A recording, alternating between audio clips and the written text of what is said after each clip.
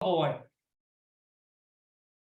All right, so listen, it's going to be a little bit messy. I'm not making excuses. I need my squad. Liz, Claire, I'm going to need you today.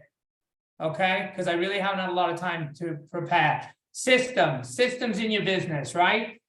Your business is only going to grow to the level of your systems that it can gather or hold, right?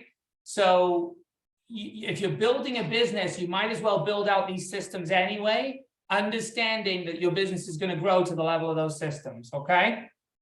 I'm not going to have a chance to hit our database systems today, so I'm going to talk about maybe just buyer, seller systems, what goes out in the way of communication, to try to make sure that we get these closings to a successful close. Does anybody currently have, no judgment, right? But does anybody currently have systems at play in their business? Raise their hands. Anybody using them? Okay. So you want to try to implement some type of systems as soon as possible. I'm going to do, can I screen share, Tiff, please? Yes, you're good. I'm good to go? You should be. All right, let's see if I can screw this up. This is always fun when I do it, isn't it? And then there'll be like an awkward delay. I won't be able to find it. Hold on. Let's see. So I did these up a while ago, and Michelle kind of refined them. So this is what we'll use. A lot of this is TC stuff, but it kind of helps through the course of the transaction, right? So obviously, once an email, a buyer gets an email or an offer accepted, rather. I don't know if you guys can see that. Let me move this out of the way. So a lot of this is TC stuff, and I'm going to get to some of the meat and potatoes here shortly. So obviously, that's just, hopefully you guys get some value out of this too, and you don't feel like you wasted 30 minutes. So this is a congratulatory email that goes out to the buyer, copy of their executed contract. We send an inspection infograph, so they know what that's coming, right? General home inspection, approximate cost, wind mitigation, approximate cost, 4-point inspection, and then a WDO inspection. This will go out in the attachments along with the executed contract. So that'll be the first thing that goes out. And then what we will do then, I like to set expectations. What used to drive me crazy is when buyers would call me from the inspection. Oh my God, Steve, the inspector found this, the inspector found that. What are we going to do? I couldn't deal with it. Those phone calls would drive me nuts. So basically, we'll send out an email prior to the inspection. And it's just preparing the buyer, right? It's preparing the buyer for when their inspection is, what their inspections are, and letting them know, obviously, this is in most cases, as you know, the property was written on as is contract. It nearly is. They're all of them nowadays are written on an as is contract. Basically, the seller is going to come back with one of 3 responses. But we're going to take time to review that inspection report. You don't need to call us and panic. They're going to tell us it's sold as is, take it or leave it. They're going to offer some type of monetary credit, or they'll agree to fix some, if not all of the items. So it kind of just sets precedents so that there's not a panic call during the inspection, after the inspection. They know when the response is going to be, and they're prepared for it. Does that make sense? Yeah? Okay. And then third email, this is the actual inspection report. So what we'll do is we will take the summary page that most inspectors provide, right? We will tell the buyers, in our professional opinion, obviously inspections are not for cosmetic items. It's more for major mechanical defects, right? It's not for an interior paint job or a chip tile. So we will take items from that summary report that we suggest that the seller rectify. And if the buyer wants to add anything to it, we obviously give them the right to do that.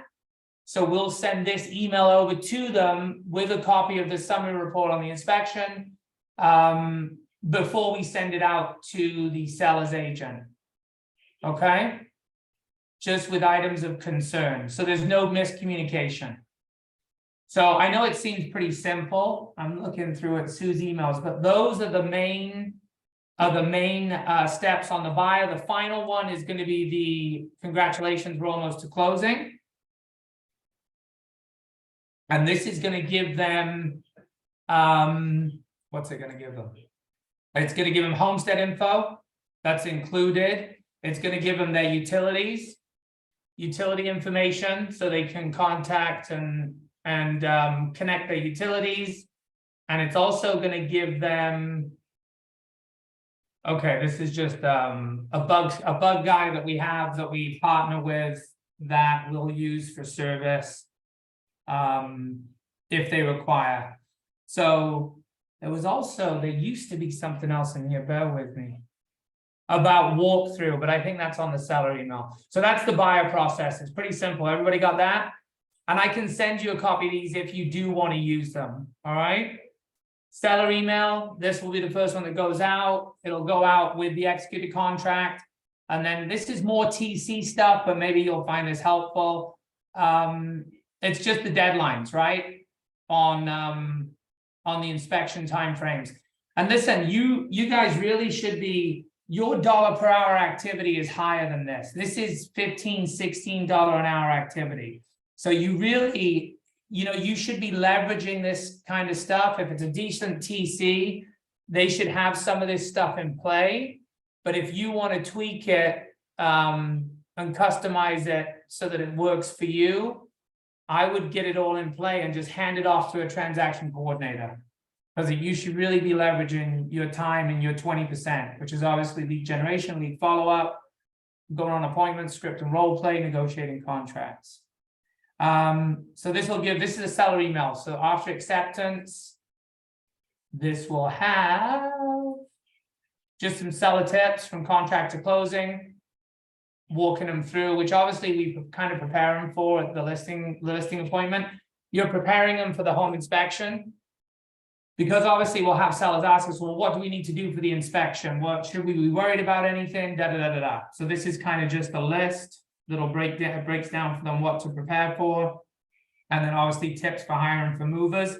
So two things that we do is during the seller processes, after the satisfactory home inspection, we will send them like a little kit that has a marker pen, packing tape for boxes, and I don't know what else. I'm gonna have to check what else Michelle throws in there, but we send that out to every seller client after the inspection is finalized.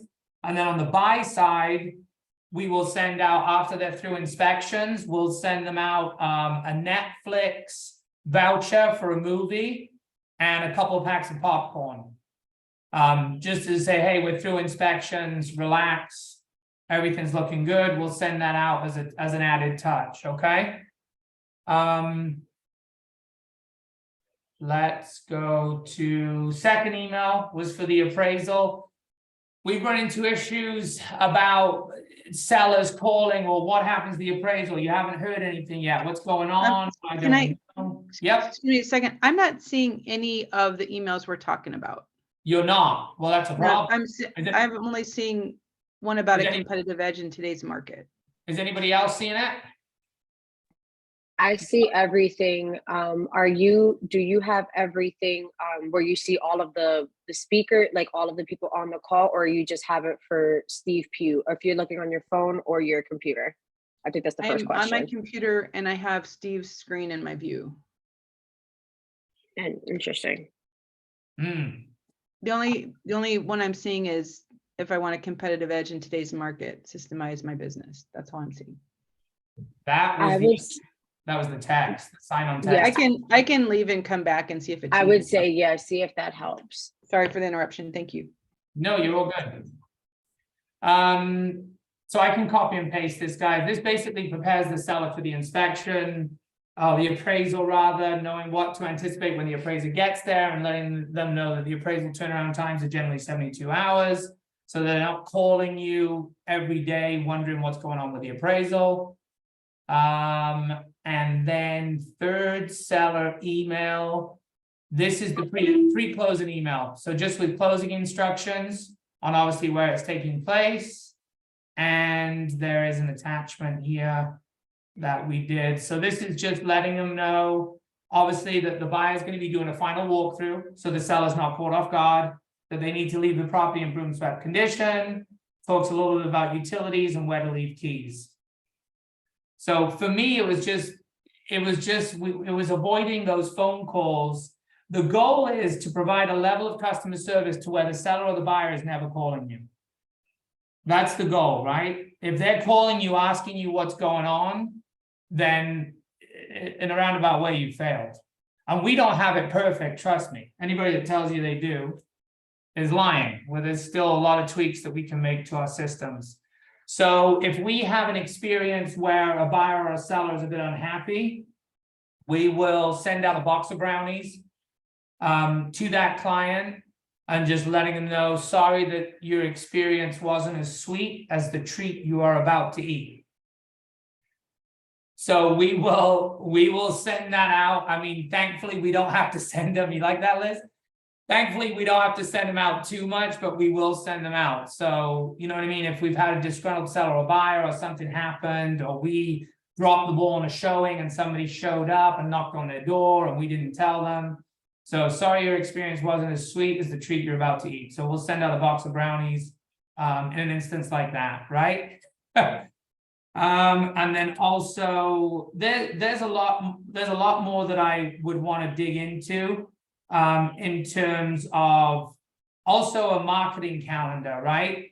MOFRs, make offer for immediate response. That's going to be important. We'll do touches throughout the year where we'll touch on the database or the SOI based on the marketing calendar to try to get engagement.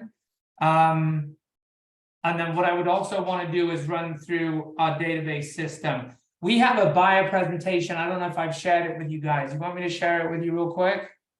Like a buyer consultation? Would that help? Okay. Yes, please. All right. So I hope some of this helped thus far. And let me see what I'm doing.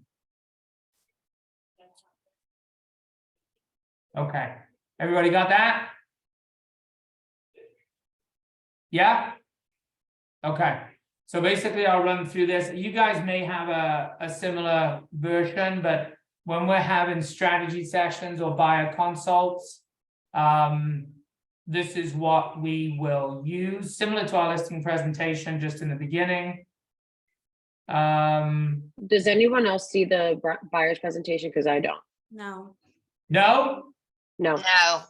That's what I needed to I know. think there might be a little lag just in the screen share portion. Hold on, let's see.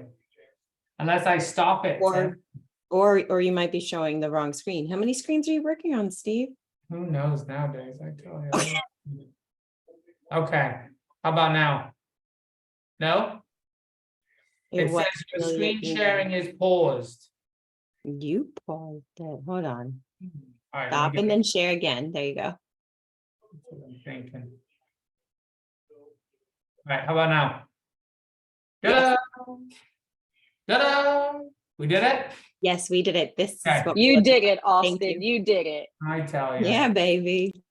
All right, so let's go back. You didn't miss much. That's just the intro screen right here.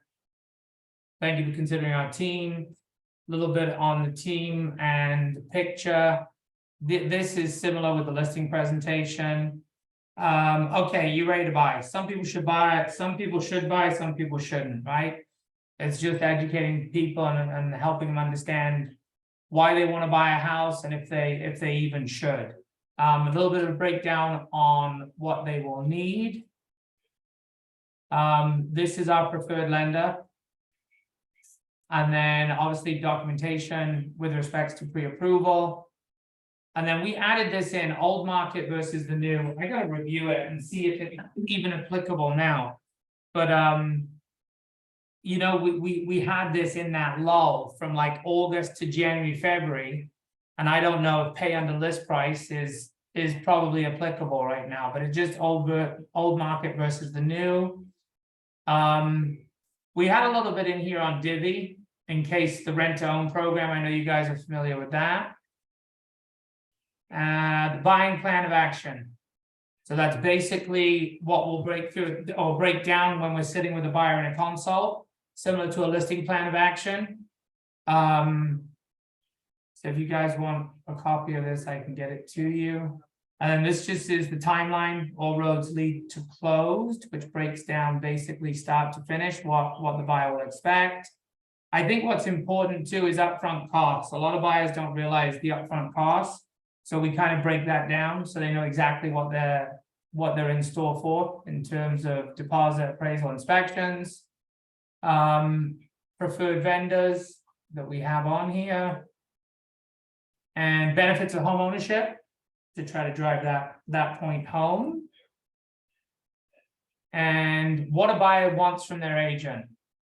Okay, kind of makes them think on who they're looking for in terms of a preferred partner when it comes to buying a property. And then obviously factors to consider: the area, level of upkeep, safety, noise, schools, layout, updates.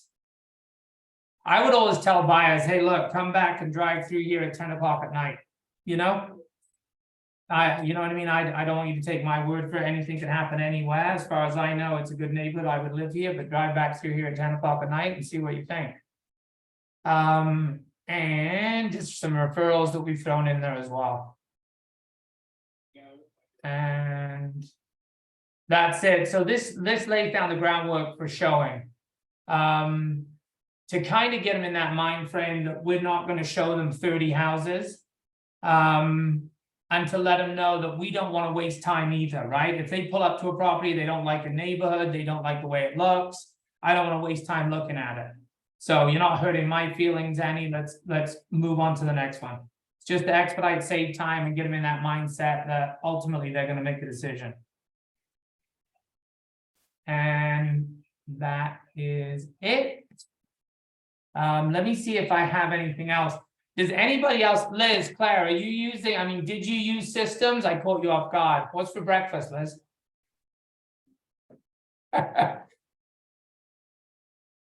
Pancakes, Austin, of course. Jose Love delivers it. me pancakes every morning.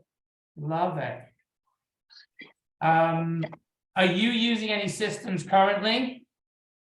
I don't want to catch you off guard, right? But Start with Claire. Let me finish this, but yes. Yes. All right. So Steve, similar to what you have shown us so far as the buy side situation, we have it in print and in digital. And I always recommend that based upon certain behavioral patterns in the people that we serve so that we're meeting their needs. So it makes it a whole lot easier to make sure that we have all of that stuff in place so that things work seamlessly when we're meeting the needs of our people. Understood. So we just started our review system's another big one too. We just switched over. We're using True Review. So you can there's 5 platforms in there, because what was happening, we were trying to have our buyer and seller clients go to realtor.com, go to Zillow, go to Google. It was just too much.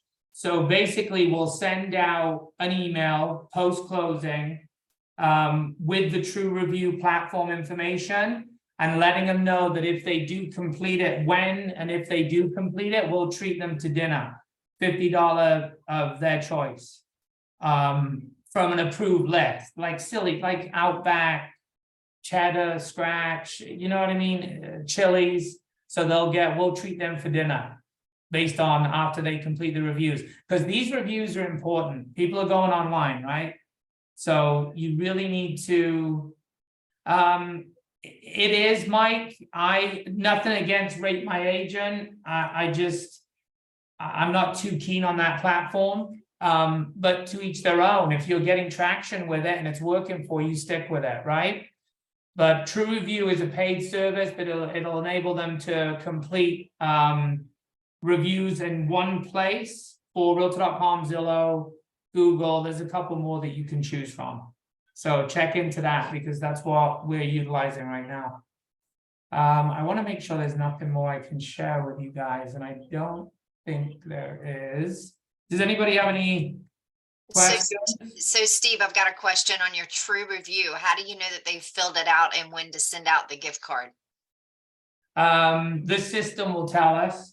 So, and then we have our VA that checks them weekly. So she'll check it weekly, and then if they have completed it, she will check that the reviews have been done in the actual system on the platforms and then send it out. If we give them that option, right, Claire, if they're not satisfied, then True Review, it doesn't post their reviews. It'll push it back to us, and then I'll personally reach out and call, you know? So I'll That's personally nice. call, right, rather than it go viral or go public and find out, you know what I mean, why they weren't happy, what we can improve on, and see if there's anything I can do. It's the same way when people unsubscribe, right? I think the struggle that we all have when we're putting these systems in place, especially for our database, it's bringing value. I was on a call this morning, but it's bringing value and bringing consistency. If you're bringing no value and you're consistent with it, they're probably going to unsubscribe, right? But if you're bringing value and you're not consistent, you're not going to reap those rewards. So you just got to be, you've got to bring value, you've got to be consistent. If we do get unsubscribes on some of the database systems that we run, I will try, I don't always get to it, but I'll try to call and say, hey, look, we see that you unsubscribed. Do you have a preferred method of communication? What was the reason you unsubscribed? What could we do differently? Just to kind of feel people out, because it's important. So just try to bring value and try to be consistent. Database and SOI is the way to go. There's no magic answer to this business. You Alice just- has a question, Steve. Yes, Alice, fire away. What do you got?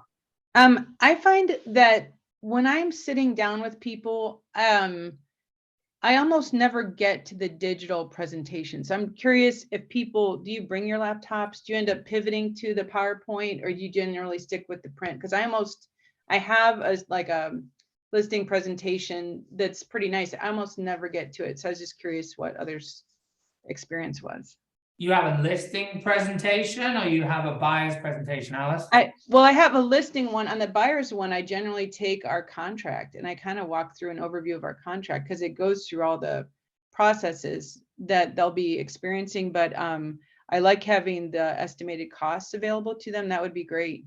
So, but even so buyer presentation would be the same. I mean, I don't know if I would get to the digital version because it's just awkward to me to like turn my computer around and like how am I sitting so everyone can see it if I've got more than one person.